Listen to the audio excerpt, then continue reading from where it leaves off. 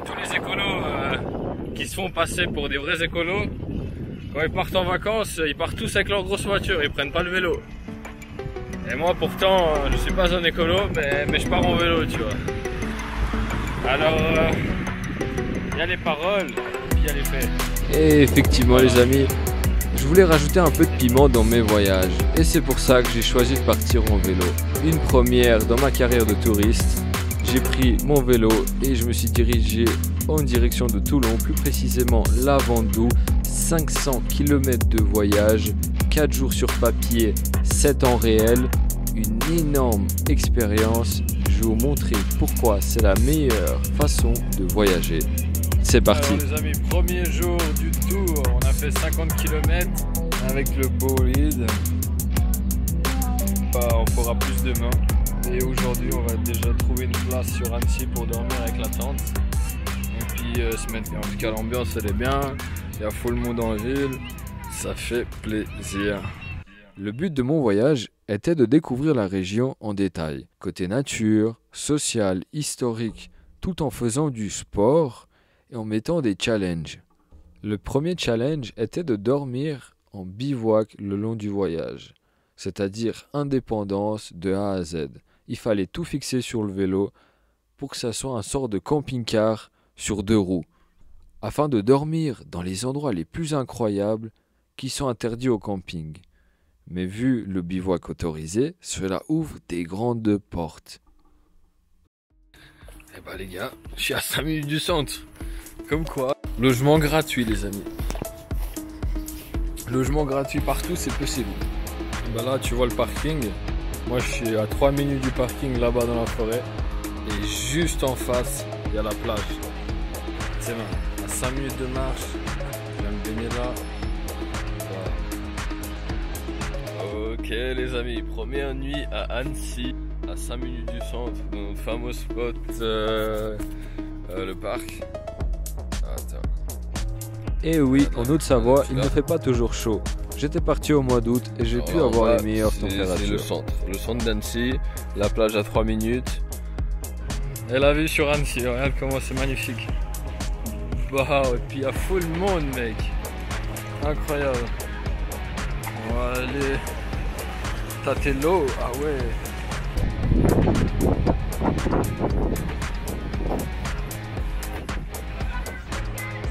Voilà, petite pause à Aix-les-Bains. Moment de se baigner, recharger les batteries, on draille un peu.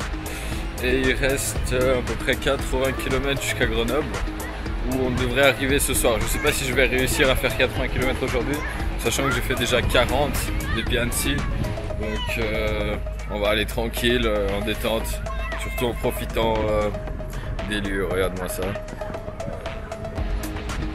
C'est malade.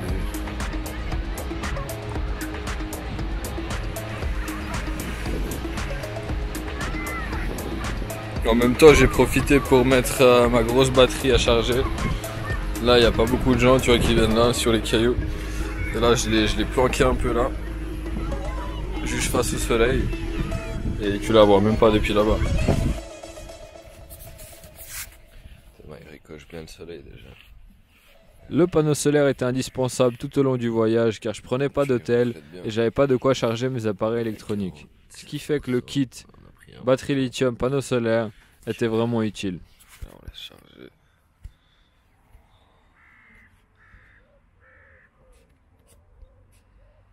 Et là c'est pratique, il y a genre zone barbecue.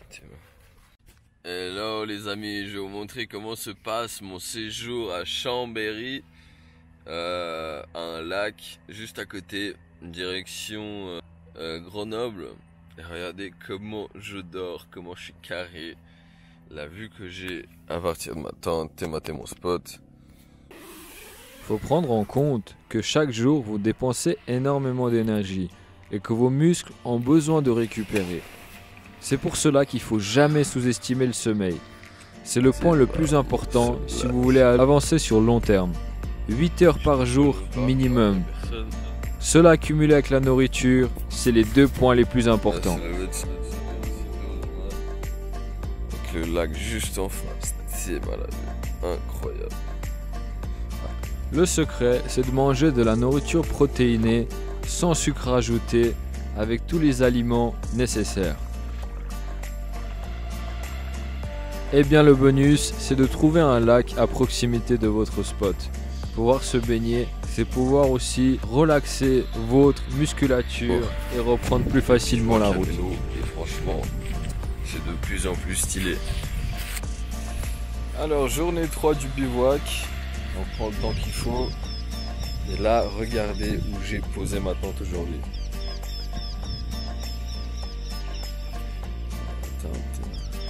C'est dans des endroits comme ça qu'on perçoit toute la beauté du bivouac. Les magnifiques endroits qui nous entourent, les personnes chaleureuses qui sont toujours ouvertes à la discussion et l'envie de continuer. Incroyable. Non, vraiment, là le spot il est royal. Moi je me suis quand même habitué au lac, j'aurais bien voulu aller me baigner après avoir transpiré et tout. Mais bon, au moins j'ai la vue. Là je vais me faire un feu pour manger. Et ça va être bien, regarde-moi ça.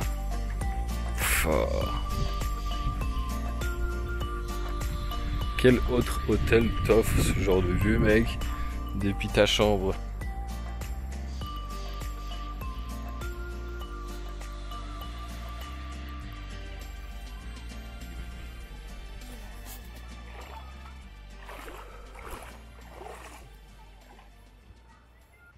Ouais, 5e jour de route, on est sur Gap.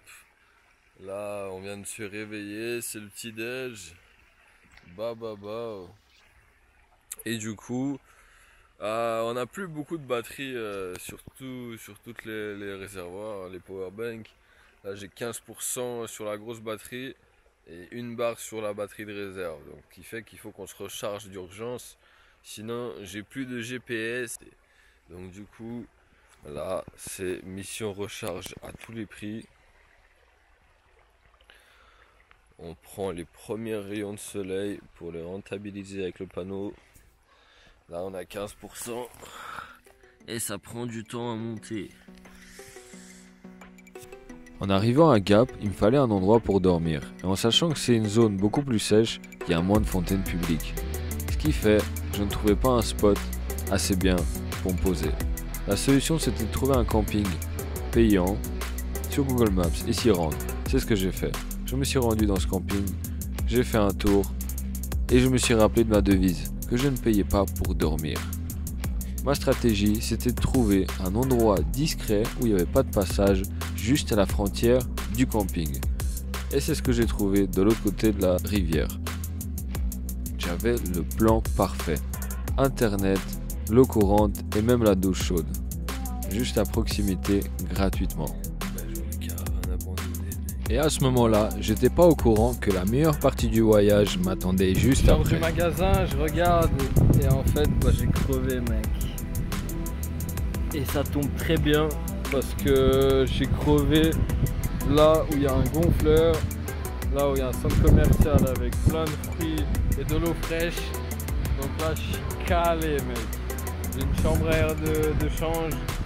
Je vais me mettre bien un petit après-midi mécanicien. Et puis après on y va tranquille. Mais du coup il me reste 170 km. C'est presque la dernière ligne droite les amis. Et oui, malgré tout, malgré que ce soit le 6e jour de voyage, on va je crois arriver un jour.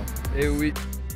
À ce moment-là, on peut dire que j'étais très naïf. Parce qu'en ayant changé la chambre à air, j'avais même pas vérifié le pneu qui était en fin de vie et qui trouait toutes les chambres à air que je mettais. Du coup, 20 km après avoir changé la chambre à air, je retombe en panne, mais cette fois-ci à 16 km du décathlon le plus près, de une ferme où je ne connais pas les propriétaires. L'aventure continue, j'ai changé de chambre à air mais elle a repété, et ce qui fait que je suis coincé dans cette villa où il n'y a personne. Je sais pas à qui elle est. On va voir s'il y a de l'eau, mais comme ça je pose ma tente ici. On va squatter jusqu'à demain. Et il reste 16 km jusqu'à Décathlon pour que je puisse acheter une chambre à air anti-crevaison.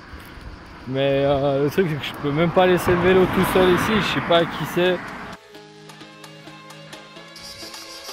Du coup j'ai squatté le jardin de la villa. Et je fais connaissance avec la propriétaire qui m'a filé de l'eau. qui m'a fait remplir ma douche. Et là je suis carré mec.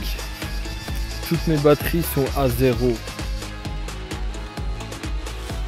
Toutes les batteries sont à sec. Mon vélo est à sec.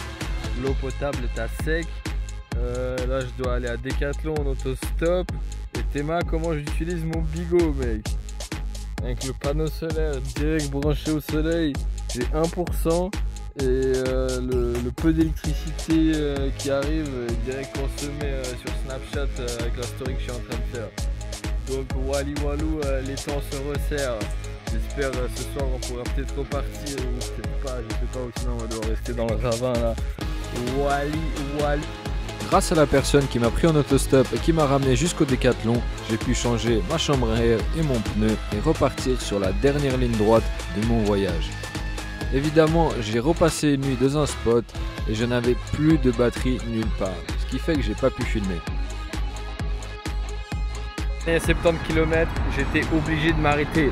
C'est quoi ces drapeaux de merde? Wesh les Français mec, elle est où votre dignité gros? Pourquoi vous mettez des drapeaux américains au centre d'un bled français, pur français?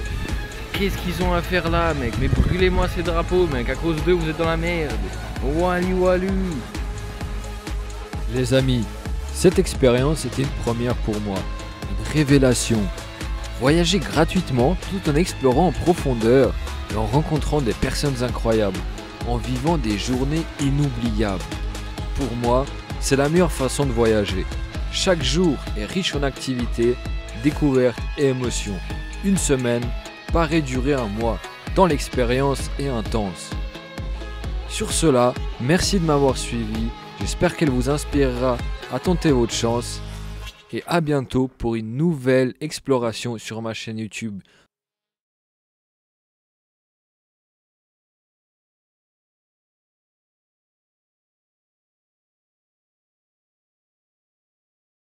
Si vous avez des remarques ou des questions, sachez qu'il y a toujours l'espace commentaire pour vos messages. Merci beaucoup.